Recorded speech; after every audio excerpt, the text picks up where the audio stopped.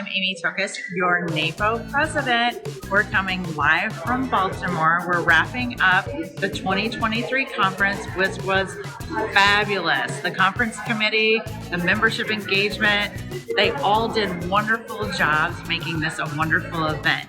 And I met a lot of first timers, and they reminded me of what is so special about conference. And it's all about the connections, getting together in person, meeting, connecting, creating masterminds, and all of those things that we can do in person. It's been wonderful. Now, you've probably heard 2023 conference has been launched. We're going to Vegas. And what happens in Vegas stays in Vegas. We're going to have some fun, and I hope you can join us.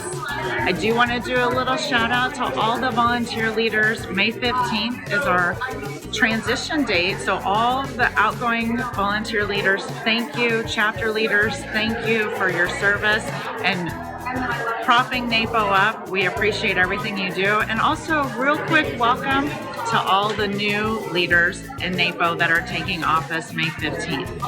I think we're going to share a little video from conference, and you'll get to see some attendees. I hope you enjoy it, and hope to see you next year.